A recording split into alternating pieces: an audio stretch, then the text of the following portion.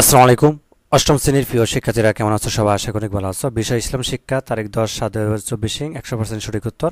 তো তোমাদের হচ্ছে কাজ একে যেটি দেওয়া আছে সেটি হচ্ছে যে প্রকৃতি ও পর্যবেক্ষণ অভিজ্ঞতা বিনিময়। ঠিক আছে, এটি হচ্ছে তোমাদের আগামীকালের হচ্ছে কাজ এক, প্রকৃতি ও পর্যবেক্ষণ অভিজ্ঞতা বিনিময়। তো কাজ একে যেটি দেওয়া আছে সেটি হচ্ছে যে আমি যা খুঁজে পেলাম, প্রথম বন্ধু যা খুঁজে পেল এবং দ্বিতীয় বন্ধু যা খুঁজে পেল।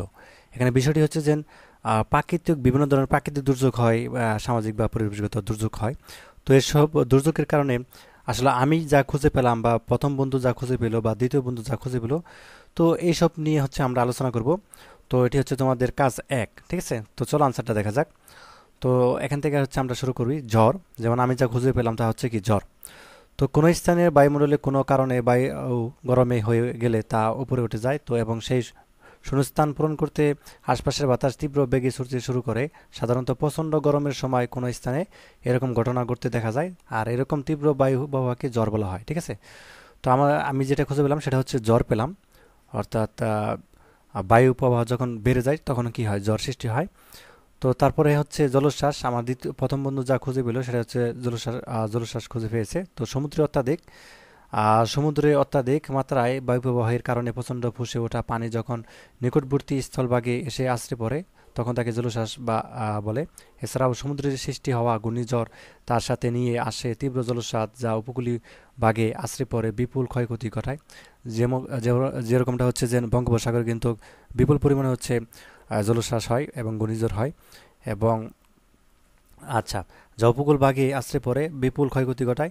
এরকম জলোচ্ছ্বাস 10 ফুট পর্যন্ত উঁচু হতেও দেখা গেছে। ঠিক আছে, তো আমার প্রথম বন্ধু কি খুঁজে পেয়েছে, জলোচ্ছ্বাসটা খুঁজে পেয়েছে, কারণ সেই উপকূলীয় অঞ্চলে থাকে। ঠিক আছে, তো তারপর হচ্ছে তৃতীয় বন্ধু হচ্ছে কি পেয়েছে, প্রথম বন্ধু, আচ্ছা দ্বিতীয় বন্ধু পেয়েছে হচ্ছে বন্যা পেয়েছে। ঠিক আছে, তো বন্যা বর্তমান হচ্ছে বহুল আলোচিত একটি বিষয়।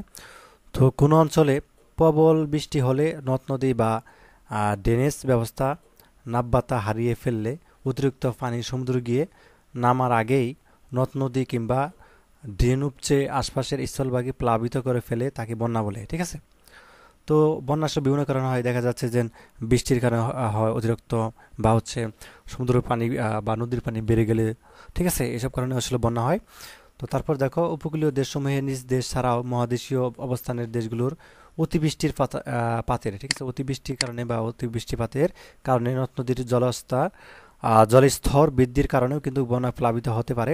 তো বাংলাদেশে এর কমই একটি দেশ যা ভারতের অতিবৃষ্টির প্রভাবে বন্যা কি হয়, প্লাবিত হয়। তো বন্যার কারণে স্থলভাগ মারাত্মকভাবে ক্ষতিগ্রস্ত হয়। ঠিক আছে, তো আমাদের হচ্ছে আমি যা খুঁজে পেলাম সেটি হচ্ছে কি জ্বর, প্রথম বন্ধু পেয়েছে জলোচ্ছ্বাস, দ্বিতীয় নাম্বার বন্ধু পেয়েছে বন্যা। ঠিক আছে, তুমি চাইলে অন্য কিছু লিখতে পারো, তো এই তিনটি লিখলেই হবে। এটি হচ্ছে তোমাদের কাজ নাম্বার এক, প্রকৃতি পর্যবেক্ষণ অভিজ্ঞতা বিনিময়। তো প্রকৃতি পর্যবেক্ষণ অভিজ্ঞতা যা পেয়েছি আমরা সেটি বললাম।